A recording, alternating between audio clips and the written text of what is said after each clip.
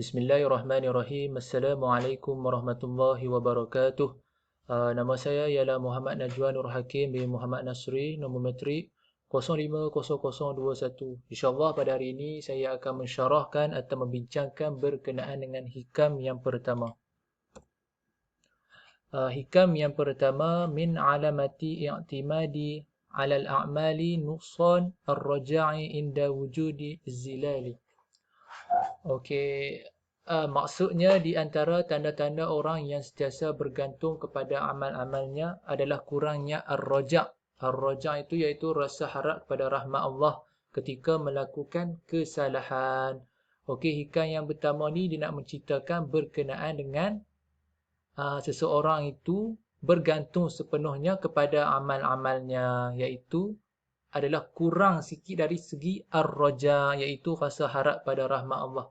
Apa yang boleh kita faham dengan mudah, iaitu seseorang ni bila melakukan amal-amalnya atau amal ibadahnya, dia bergantung sepenuhnya kepada amal-amalnya tanpa ada rasa harap kepada rahmat Allah.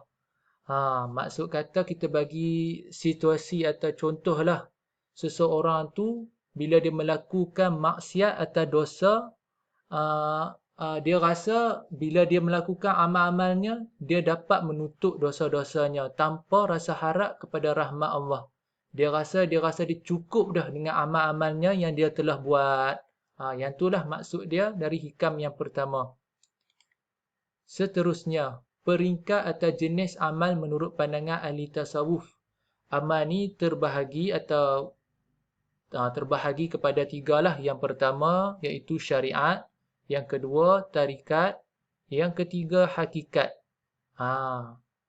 Amal terbahagi pada tiga. Ada juga mengatakan amal tu terbahagi pada tiga juga, iaitu Islam, iman, ihsan, permulaan, pertengahan, pengakhiran, ibadah, kehambaan, kemerdekaan.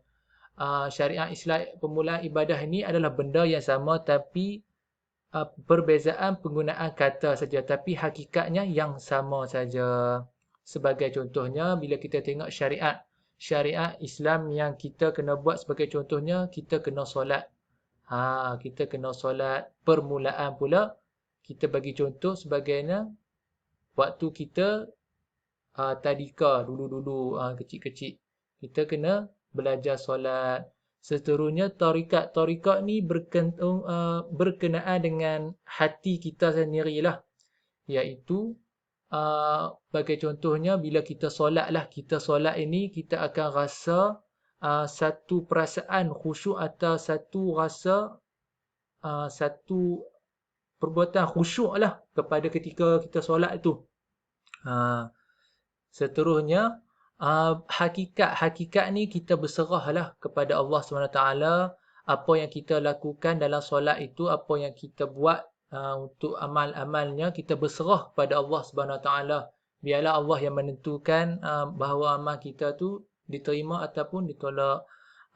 Sebagai contohnya, bagi amal pengakhirannya, dia benda sama saja pengakhirannya. Dan contohnya sebagai kita lah, sebagai mahasiswa pengakhiran bagi universiti iaitu degree lah, iaitu dapat masuk konvo. Lebih kurang macam tu lah.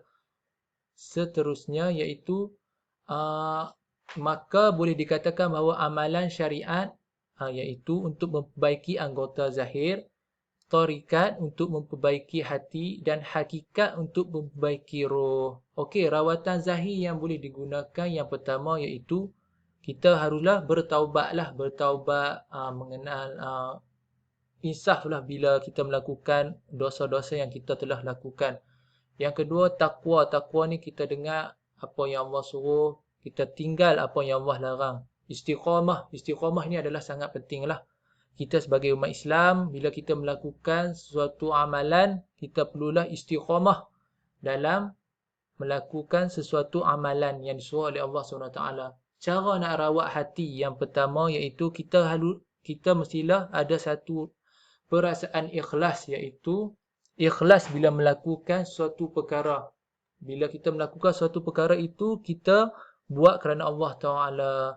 Seterusnya, rawatan yang seterusnya iaitu mestilah benar tamak ninah, Ini adalah satu beberapa cara yang boleh kita rawat hati kita. Seterusnya, rawatan berkenaan dengan roh atau sir, iaitu yang pertama muraqabah, yang kedua musyahadah, yang ketiga makrifah. Ini adalah beberapa rawatan yang boleh kita gunalah untuk merawat dari segi zahir, hati maupun roh.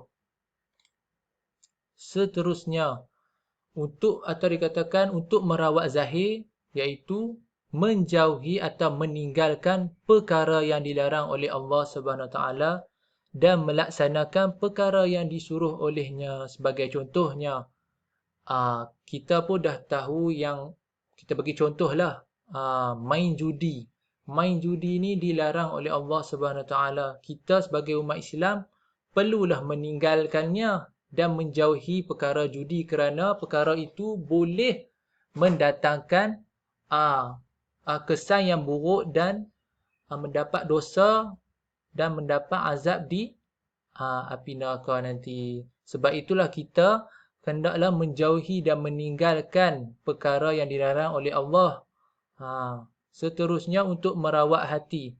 Untuk merawat hati, kita perlulah mengikis segala perasaan atau sifat tercela atau mazmumah dan dihiasi dengan perasaan atau sifat-sifat mahmudah. Hati kita perlulah dihiasi dengan sifat-sifat yang baik, sifat-sifat yang bagus, sifat-sifat yang boleh mendekatkan diri kepada Allah SWT. Tak malah ada sifat-sifat yang boleh merosakkan hati kita, sebagai sifat-sifat yang sifat-sifat yang kotor. Sebagai contohnya, sifat dengki, sifat yang suka mengumpat. Itu adalah satu sifat yang tak elok lah. Seterusnya, untuk merawat roh. Untuk merawat roh ni, kita perlulah mendidik roh dengan sifat kehambaan, atau lebih kenali sebagai beradab, tawaduk, akhlak yang baik. Apa yang boleh kita rumuskan berkenaan dengan hikam yang pertama, iaitu amalan adalah melibatkan anggota zahir, hati dan roh. Bukan amalan kita melibatkan anggota zahir saja, tidak. Tetapi perlulah merangkumi zahir, hati dan roh. Mana kata amalan kita perlulah terikat kepada tarikat, pada hakikat, pada tiga-tiga yang tadilah kita bincang tadi. Semua kita kena pegang. Bukan kita kena bergantung sepenuhnya amalan kita ni kepada amalan saja. Kita tak boleh kata macam tu. Okey, seterusnya, tidak boleh berpegang pada amal, tetapi berpeganglah pada rahmat Allah SWT. Okey, kita tak boleh berpegang pada amal. Kita jangan rasa bila kita melakukan amal ni, kita dah rasa cukup. Kita kena ingat amal yang kita buat ni perlulah diredai dan mendapat rahmat Allah Subhanahu Wa Taala. Semoga amal-amal kita diterima oleh Allah. Macam tu. Ini ada satu buah hadis, qala lan yadkhulul ahadan amaluhu jannah. Qalu wala anta Rasulullah, qala la wala anna illa an yatamaddani Allah bifadli wa rahmah. Maksudnya, seseorang itu tidak akan masuk syurga kerana amalnya. Para sahabat bertanya, termasuk juga anda wahai Rasulullah? Beliau menjawab, ya, termasuk juga saya, kecuali jika Allah menganugerahkan rahmat kepadaku. Okay, hadis ni pun menjelaskan bahawasanya seseorang tu pun tak akan masuk syurga kerana amalnya, kecuali Allah menganugerahkan rahmatnya kepadaku. Kita perlulah, apa yang boleh kita simpulkan, amalan ni perlulah melibatkan anggota zahir, hati dan roh untuk mendapat rahmat daripada Allah Subhanahu Wa Taala. Seterusnya, ada kemusykilan berkenaan dengan mafhum hadis. Ni ada yang orang tak berapa faham sangat. Udkhulu al-jannah bima kuntum ta'malun. Okey, ni surah An-Nahl ayat 32 lah. Maksudnya, masuklah kamu ke dalam syurga itu dengan apa yang telah amalkan atau lakukan. Maksud kata, ayat tu nak menerangkan, masuklah kamu ke dalam syurga itu dengan apa yang kamu amalkan dan lakukan. Ini ayat ini secara zahir saja, tapi hakikatnya kita perlu belajar, kita perlu fahami. Okey, hujah yang dikeluarkan oleh para ulama, kita perlu faham bukan dengan kefahaman dari segi zahir. Kita perlu faham dengan segi hakikat. Makna kata bukan dengan kefahaman zahir atau literal, tetapi dengan kefahaman hakikat makna sebenar ayat tu. Amalan yang soleh dan yang diterima oleh Allah atau rahmat Allah akan dihitung untuk memasuki syurga. Ingat, kita bila melakukan amalan itu, ah, kita perlulah kata apa? Mendapat rahmat Allah Subhanahu Wa Taala supaya kita diterima oleh Allah Subhanahu Wa Taala. Amalan yang kita perlu buat tu perlulah melangkumi apa yang kita bincang tadilah, hakikat, ah, hakikat, tarikat, amalan itu. Seterusnya, apa yang boleh kita simpulkan dalam hikam yang pertama, iaitu kita janganlah berbangga atau angkuh sekiranya sentiasa mengerjakan amal soleh. Kedudukan dalam golongan ini hanyalah kerana rahmat Allah. Oleh itu, hendaklah mensyukuri dengan cara sebenar-benarnya. Kerana Allah berhak untuk menarik balik rahmatnya pada bila masa saja. Kita sebagai umat Islam lah, janganlah kita rasa berbangga-bangga bila kita buat amal ibadat, bila kita melakukan amalan sunat, bila kita melakukan amal-amal yang banyak, kita rasa kita dah cukup baik dah. Kita dah rasa hebat dah. Yang tu adalah tanggapan yang silap.